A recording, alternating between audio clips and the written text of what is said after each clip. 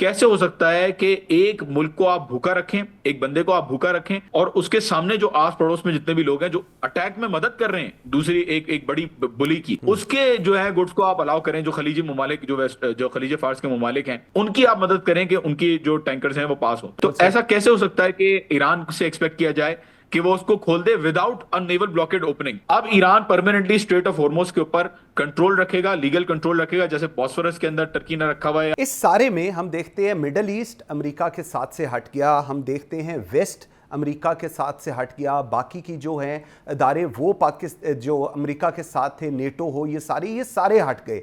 आज America stand loan है, लेकिन ये जितनी बात आपने कही है उस सारे को अगर मैं थोड़ा ऐड करूं, अमेरिकी कांग्रेस में वॉर पावर रेजोल्यूशन बार बार नाकाम हो रही है, ये भी हमने देखा है। क्या आपको लगता है ये इस बात का सबूत है कि खुद अमेरिका के अंदर भी इस जंग की जो हैसियत है वो एक नेगेटिव साइड पे आ रही है, क्योंकि अमेरिका में भी ये एक डिबेट बड़ी स्ट्रांग है कि अमेरिका ने ये जंग नहीं जीती। जो होम ग्राउंड है अमेरिका का, जब वहां से ये सरफेस हो रही है चीजें और जिसके ऊपर बड़ा स्ट्रांग रिजेंटमेंट आता है अमेरिकी सदर या उनके जो बाकी के लोग हैं उनकी तरफ से, इसको फिर आप कैसे एनालाइज करेंगे?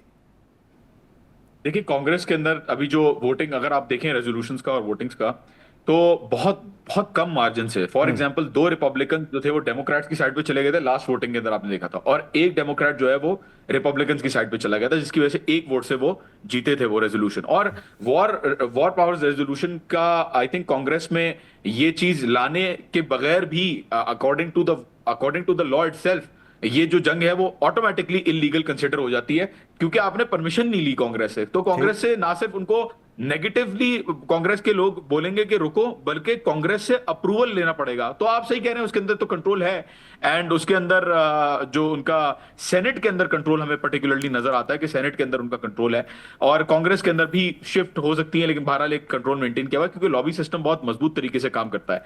बहरहाल जो यूनाइटेड स्टेट्स की अपनी पब्लिक है, जो यूनाइटेड स्टेट्स का अपना मीडिया है, जो यूनाइटेड स्टेट्स की अपने, मेरे ख्याल में उनके अपने एडमिनिस्ट्रेशन के, ट्रंप के लोग ये बात जानते हैं अच्छी तरीके से कि अमेरिका ये जंग हार चुका है। इसीलिए वो बार बार New York Times, Wall Street, Washington Post और दूसरे सारे जितने भी न्यूज आउटलेट्स हैं, मेजर न्यूज आउटलेट्स हैं, सबको कहता है कि ये फेक न्यूज है, क्योंकि वो ईरान की तारीफें कर रहे होते हैं, कहते हैं ईरान सुपर पावर बन रहा है।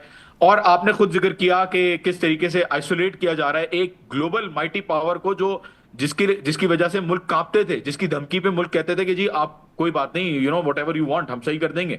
तो अब आई थिंक ये जो प्रेसिडेंट है वो यूनिपोलैरिटी का और माइट का जो प्रेसिडेंट है, वो प्रेसिडेंट दुनिया के अंदर खत्म हो चुका है। ये बात दुनिया भी रियलाइज कर चुकी है, और अमेरिका के अंदर इतना प्रेशर है मंजूर साहब के इट इज नॉट जस्ट, मतलब एक इंसिडेंट में इसको नहीं देखें। आप पीछे चले जाएं तो इनकी जो एंटी इजराइल मूवमेंट स्टार्ट हुई थी यूनिवर्सिटी कैंपसेस के अंदर, जो अक्टूबर 7 के वाकये के बाद हुआ था, वहां पे एक प्रेशर पॉइंट इतना बिल्ड हो चुका था कि स्टूडेंट्स को बाहर निकाला जा रहा था, यूएस से बाहर फेंक दिया जा रहा था, क्योंकि जबकि वो अमेरिकन भी थे काफी सारे, उसमें ग्रीन कार्ड होल्डर्स भी थे, लेकिन उनको डिपोर्ट किया जा रहा था। वहां पे प्रेशर बहुत ज्यादा बिल्ड हुआ। उसके बाद हमने देखा कि आइस के जो मूवमेंट हुई, जो दीवार की बातें बार बार वॉल की बातें कर रहा था ट्रंप, तो आइस की मूवमेंट स्टार्ट हुई, क्योंकि आइस जो इनकी इमिग्रेशन की फोर्स है वो लोगों को पकड़ पकड़ के बाहर बेच रही थी।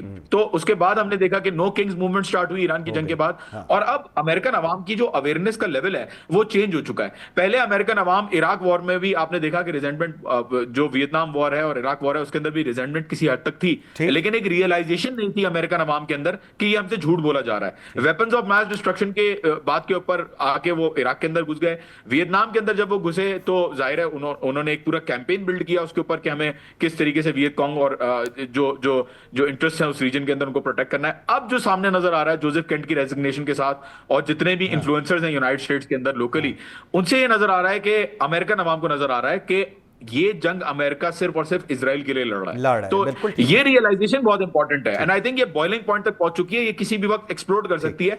नवंबर तक अगर ये मामला खींच लिया तो मेरे ख्याल में इंपीचमेंट बिल्कुल डेफिनेटली ट्रंप को हटाया जाएगा मेरे ख्याल में, और बिल्कुल ठीक कह रहे हैं। इसमें एक और अवेयरनेस, इस पूरी जंग में शायद इससे पहले उस तरह की अवेयरनेस नहीं थी, नॉलेज थी, लेकिन इस हद तक शायद ईरान को भी नहीं इस चीज का पता था, वो है स्ट्रेट ऑफ हॉर्मुज। आज हम देखते हैं कि स्ट्रेट ऑफ हॉर्मस एक लाइफलाइन बन गई है पूरी दुनिया की। पहले जो कहा जा रहा था खित्ता इंपैक्ट होगा, नहीं, उसका इंपैक्ट आज पूरी दुनिया के ऊपर आ रहा है। और वही एक इकोनॉमिक ऐसा बॉटलनेक है जिसके ऊपर ईरान का हाथ है, और अमेरिका को प्रेशर जो पूरी दुनिया से आ रहा है वो कर्टसी स्ट्रेट ऑफ हॉर्मस आ रहा है। इस पे डाउन द रोड अब क्या ईरान सोच रहा है, क्या ईरान की अवाम समझ रही है, इसके साथ किस तरह रिकवर करें? क्योंकि जो आपने जितना लॉसेस हुए हैं उनको रिकवर करने की जो एक कांस्टेंट पाइपलाइन है वो आपकी स्ट्रेट ऑफ हॉर्मस ही है। बाकी एक्सपेक्टेशन है कि कौन कितना दे दे, बट जो रेवेन्यू लाइंस हैं अगर आप देखें तो वो आपकी स्ट्रेट ऑफ हॉर्मस है। इसके ऊपर ईरान क्या सोच रहा है? देखिए, स्ट्रेट ऑफ हॉर्मुज पे तो ईरान हमेशा से, देखिए हॉर्मुज नाम इटसेल्फ एक बादशाह, एक पर्शियन किंग का नाम से ड्राइव हुआ है हॉर्मुज।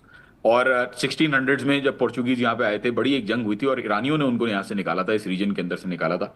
और स्ट्रेट ऑफ हॉर्मुज की जो कैपेबिलिटीज हैं वो तो बिल्कुल आपने सही बयान की, लेकिन ईरान हमेशा से जानता था कि स्ट्रेट ऑफ हॉर्मुज एक बहुत इंपॉर्टेंट पॉइंट है, उसको कभी भी ईरानियों ने छेड़ा नहीं। ठीक। 47 ईयर्स तक, मंजूर साहब 47 साल तक ईरान के अपने ऑयल के टैंकर उनको जाने की इजाजत नहीं थी, सैंक्शंस की वजह से ट्रेड करने की इजाजत नहीं थी। दवाइयां ईरान को मंगवाने की, कुछ दवाइयां हैं जो ईरान को मंगवाने की इजाजत नहीं थी। इनके मेटल्स, इनके जितनी भी प्रोडक्शन है उनके ऊपर सैंक्शन लगी हुई थी।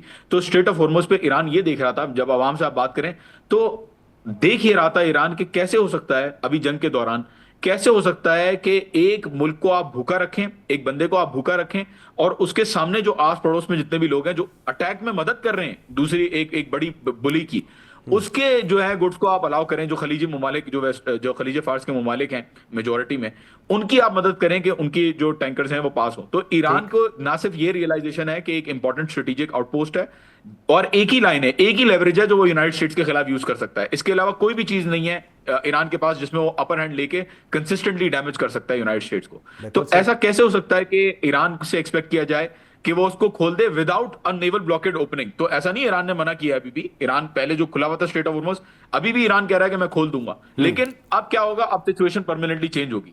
अब Iran permanently strait of Hormuz के ऊपर कंट्रोल रखेगा, लीगल कंट्रोल रखेगा, जैसे बॉस्फोरस के अंदर टर्की ने रखा हुआ है, या दूसरे स्टेट्स के अंदर हमें नजर आता है कि जो उनकी मैरीटाइम बाउंड्री होती है उसके हिसाब से वो डील करते हैं। तो ईरान कहता है कि अगर दूसरे मुल्कों का हक है तो हमारा हक क्यों नहीं है, हम भी इसको यूज करेंगे कन्वेंशनल लॉ के हिसाब से। वैसे ही यूएनसीएलएस के मेंबर नहीं है वो।